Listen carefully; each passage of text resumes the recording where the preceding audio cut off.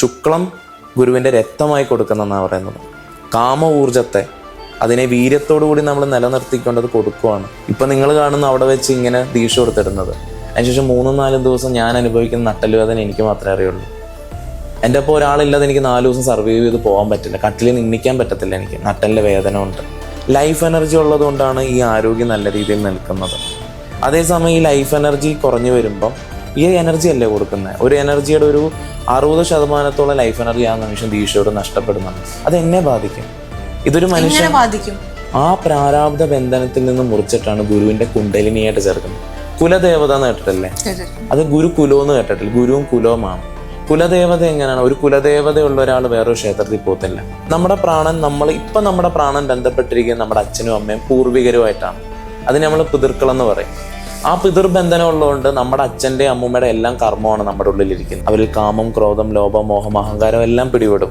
എല്ലാ ഈഗോകളും ഈഗോ ഉള്ളതുകൊണ്ടാണ് സൃഷ്ടിയുടെ ബോധത്തെ അറിയാത്തത്. ഈഗോ ഒരു വ്യക്തി എന്ന് പോകുന്നവൻ ഈശ്വരനായി. അത് ഏത് ലോകത്തിരുന്നാലും ഞാൻ ധ്യാനത്തിൽ ഏർപ്പെടുമ്പോൾ അവർക്കും ആ ശക്തി തന്നെ കിട്ടും. ഇത് ഇങ്ങോട്ട് മാത്രമല്ല അങ്ങോട്ടും ഫ്ലോ ചെയ്യുന്നു. ഇതൊരു അവരുടെ ഏത് ചക്രങ്ങളാണെന്ന് അവർക്ക് അറിയാൻ പറ്റും. അത് മൂലാധാരയാണോ, സ്വാധിഷ്ഠാനയാണോ, മണിപ്പ ആ ക്ഷേത്രത്തിന്റെ കോൺസെൻട്രേഷൻ ഏത് രീതിയിലാണെന്നുള്ള അവർക്ക് മനസ്സിലാകും. എനർജിയാണ്. ഒരു ജീവൻ വേറൊരു ജീവനിൽ പ്രവർത്തിക്കുകയാണ്. ഒരു ഗുരുവിന് അന്തിമം വരെ അവരൊപ്പം നിൽക്കണം, അവരെത്തിക്കുന്നിടം വരെ. ഒരു ദീക്ഷ എന്ന് വെച്ചാൽ ഇപ്പം ഞാനുമായിട്ട് ബന്ധപ്പെട്ടിരിക്കുന്നവർ അവരോട് ചോദിച്ചാൽ മതി. അവർ സാധനയെ വരുമ്പോൾ ഞാൻ പറയും എന്നിലേക്ക് അറ്റൻഷൻ തരാൻ പറയും. അവരേത് രീതിയിൽ ഏത് ഇമോഷൻസ് ചിന്തിച്ചാലും എനിക്ക് ഇവിടെ ഇരുന്നുകൊണ്ട് അറിയാൻ പറ്റും. എത്ര ദൂരെയാണെങ്കിലും അത് ജീവനല്ലേ. അവരുടെ മനസ്സ് എന്തെങ്കിലും ഇമോഷൻ തലത്തിലേക്ക് പോകുന്നുണ്ടെങ്കിൽ അത് പെട്ടെന്ന് മനസ്സിലാവും. അതുകൊണ്ട് അവരോട് പറയാം എനിക്ക് വേണ്ടിയെങ്കിലും ചിന്തകൾക്കും ജീവന്റെ കാര്യങ്ങൾക്കും പ്രവണത കാണിക്കാതിരിക്കും. മീൻസ് ഒന്നിനോടും ഇതൊരു ജീവനാന്നുള്ള അറിവ് കാണിക്കാൻ പറ. അല്ലാതെ എൻ്റെ എനർജിക്കാണ് പ്രശ്നം. ഇതൊരു ഈശ്വരനും കൊടുക്കുന്നതല്ല. അത് ഞാൻ എൻ്റെ സാധനയോട് എടുത്തിരിക്കുന്ന ലൈഫ് എനർജിയാണ് അവരിലേക്ക് ഇൻവെസ്റ്റ് ചെയ്യുന്നത്. ഇപ്പം ഞാൻ അവിടെ നിന്ന് ഞാൻ ദീക്ഷ നൽകി. ഇന്ന് ഒരു 10 മിനിറ്റ് മുമ്പ് അവിടെ നിന്ന് ഗുരുവായൂർ ക്ഷേത്രത്തിൽ പോയെന്ന് വെച്ചോ. എനിക്കറിയില്ല അവിടെ നിന്ന് എനർജി കമ്പനൊക്കെ അറിയാൻ പറ്റുന്ന സ്റ്റേറ്റ് ആണോ എന്നുള്ളത്, നിങ്ങളുടെ സ്പിരിച്വൽ തലത്തിനെ ഒന്നും. പക്ഷേ നിങ്ങൾ അവിടെ ചെന്ന് നിൽക്കുമ്പോൾ നിങ്ങൾക്ക് ഒരു വൈബ്രേഷൻ അറിയത്തില്ല. ഞാൻ നിങ്ങളുടെ കൂടെ ഇല്ല. നിങ്ങളെ ഇപ്പോൾ ഒരു അരമണിക്കൂർ മുമ്പ് നിങ്ങൾ ഗുരുവായൂർ ക്ഷേത്രത്തിൽ പോയി നിങ്ങൾക്ക് ഒന്നും അറിയുന്നില്ല. വെറുതെ നിന്നു, ആൾക്കാരെല്ലാം തൊഴുതു, നിങ്ങൾ വരുന്നു. പക്ഷെ ദീക്ഷയ്ക്ക് ശേഷം നിങ്ങൾ അങ്ങനെയല്ല പോകുമ്പോൾ ഉണ്ടാകുന്നത്. നിങ്ങൾ അവിടെ ചെല്ലുമ്പോൾ തന്നെ ധ്യാനാത്മകരായി പോവുകയാണ് തന്നെ. ഞാൻ അറിയുന്നത് പോലെ ആ ധ്യാന ശക്തി നിങ്ങൾക്ക് കിട്ടുകയാണ്. ഒരു മന്ത്രവും തന്ത്രവും ഒന്നും ഇല്ലാതെ അതിൻ്റെ ആധാര ചക്രങ്ങൾ എന്താണോ അത് നിങ്ങളിലേക്ക് ബന്ധപ്പെടുകയാണ് തന്നെ.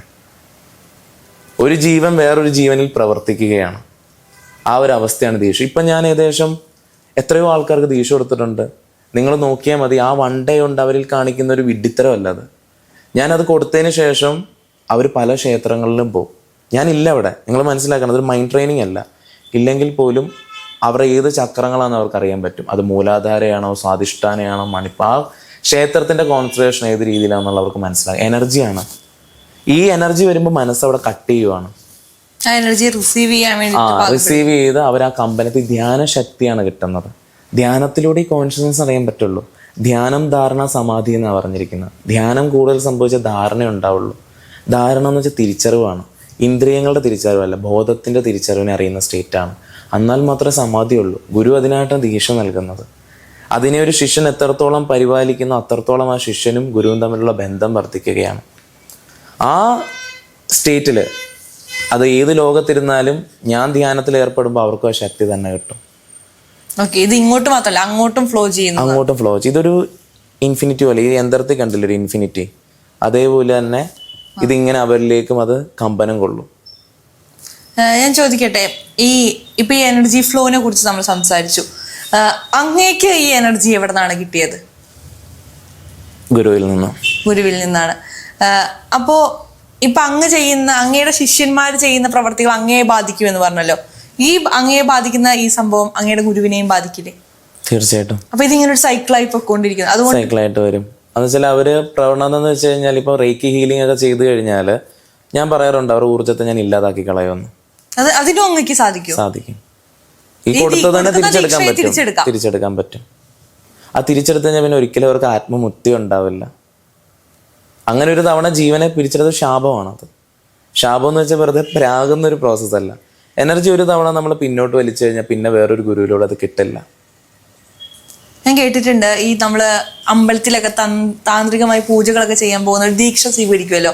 ഈ ദീക്ഷ സ്വീകരിച്ചവര് പിന്നീട് അത് പ്രാക്ടീസ് ചെയ്തില്ലെങ്കിൽ അത് അവരെ ഭയങ്കരമായി ബാധിക്കുമെന്നും അവരുടെ ജീവിതത്തിൽ തന്നെ അത് ഒരുപാട് ബുദ്ധിമുട്ടുകൾ ഉണ്ടാക്കുമെന്നും കേട്ടിട്ടുണ്ട്. അതെ, അതെന്ന് വെച്ച് കഴിഞ്ഞാൽ എപ്പോഴും ഞാനെന്ന് വെച്ചാൽ സമാധി പോകാനിരിക്കുന്ന ഒരാളാണ്. എനിക്ക് ഈ ജീവിതത്തിൽ ഒന്നും വേണ്ട.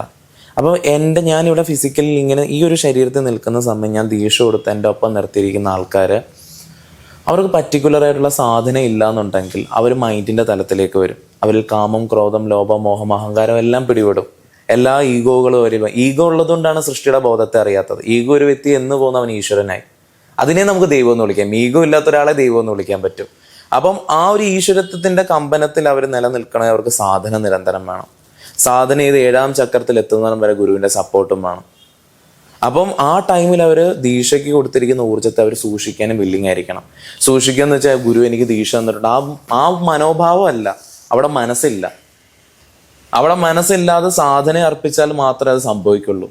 അതേസമയം അവർ ഞാൻ കൊടുത്തിരിക്കുന്ന എനർജി ഇതൊരു കൗതുകത്തോടുകൂടി കാണുവാണെങ്കിൽ, അവരൊപ്പം 10 പേര് നിൽക്കുന്നു, 10 പേർക്കും ഇല്ലാതൊരു എനർജി ഒരു ക്ഷേത്രത്തിൽ കിട്ടുമ്പോൾ അതിൽ അഹംഭാവം സൃഷ്ടിക്കണം. എനിക്കിതുണ്ട്, അവർക്കതില്ല എന്ന് വന്നാൽ പോലും അത് എനിക്ക് പ്രശ്നമാണ്. അത്രത്തോളം ബന്ധമാണ് ഭൗതികത്തിൽ. അച്ഛനും അമ്മയും എല്ലാം കാട്ടിലൊരു ബന്ധമാണ് ഗുരുവും ശിഷ്യരും തമ്മിലുള്ള ബന്ധം. ആത്മബന്ധമാണ്. ശരീരത്തിലല്ല അത് ബന്ധപ്പെടുന്നു, ഊർജത്തിലാണ്. ഊർജത്തിൽ ഒരു തവണ ബന്ധപ്പെട്ടിരുന്നു. ഇപ്പം നിങ്ങൾ തന്നെ ശ്രദ്ധിച്ചു, നമ്മുടെ വേണ്ടപ്പെട്ടവരാരെങ്കിലും ഒന്നും മരണപ്പെട്ട് നമുക്കറിയാതെ ഒരു നെഞ്ചിനകത്തൊരു കത്തലുണ്ടാവും. അല്ലെ, അത് പിന്നീടായിരിക്കും അറിയുന്നത് അവർ മരണപ്പെട്ടെന്ന്. അതിൻ്റെ നമുക്കൊരു വെപ്രാളം ഉണ്ടാവും. അതിനെ രണാനുബന്ധം എന്ന് വിളിക്കും യോഗയിൽ.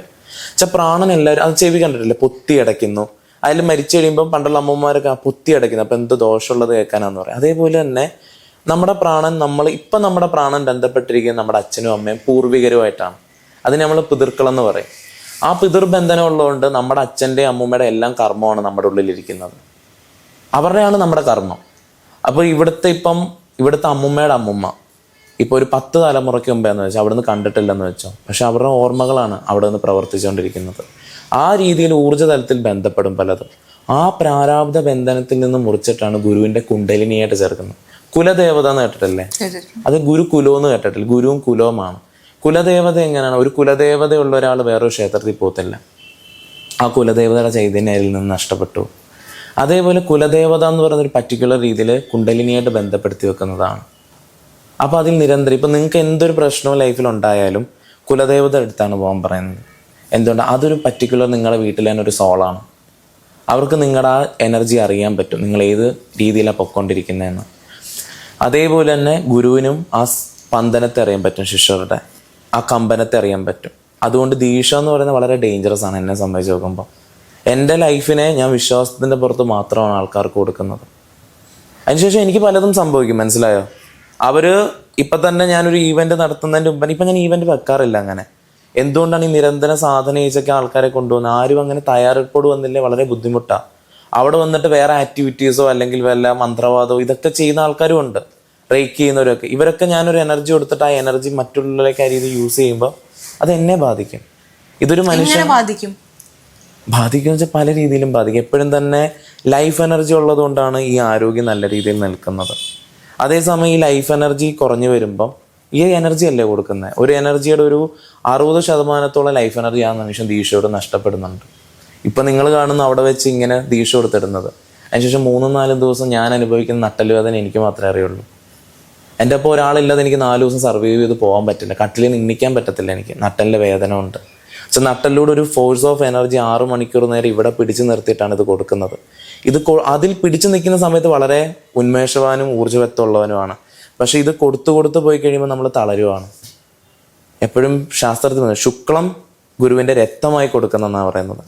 കാമ ഊർജത്തെ അതിനെ വീര്യത്തോടു കൂടി നമ്മൾ നിലനിർത്തിക്കൊണ്ടത് കൊടുക്കുവാണ്. ആ വ്യക്തിയുടെ ഊർജം മൊത്തം നശിക്കുവാണ്. എന്നിട്ട് വീണ്ടും പതിയെയാണ് ഈ എനർജി കയറി വരുന്നത്. അങ്ങനെയാണ് സംഭവിക്കുന്നത്. അപ്പോൾ അവരിലേക്ക് എൻ്റെ ജീവനിൽ ഞാൻ ഏറ്റവും പീക്ക് ലെവലിൽ നിന്നിട്ട് ഒരു ജീവൻ കൊടുക്കുന്നൊരവസ്ഥയാണ്. അതുകൊണ്ട് അവരും എൻ്റെ ജീവൻ തന്നെയാണ് അവരിലും ഇരിക്കുന്നത്. ഇതുവരെ അവർക്കൊരു കമ്പനം ഇല്ലാതെല്ലാം തന്നെ അവരിലറിയാം. അതുകൊണ്ടല്ലേ ഗുരു സമാധി പോകുമ്പോൾ ശിഷ്യരെയും കൂട്ടുന്നെന്ന് പറയുന്നത്. ഗുരു സമാധി പോകുമ്പോൾ അവരുടെ ഉള്ളിലേക്ക് തന്നെ ആത്മബോധം വർദ്ധിക്കുകയാണ്. ഇപ്പം എനിക്ക് പരിമിതിയുണ്ട് ഈ ശരീരത്തിലായതുകൊണ്ട്. ഈ ശരീരം അങ്ങോട്ട് വിട്ടു കഴിഞ്ഞാൽ അവരുടെ ഊർജ്ജവും കയറി വർദ്ധിക്കുകയാണ് തന്നെ.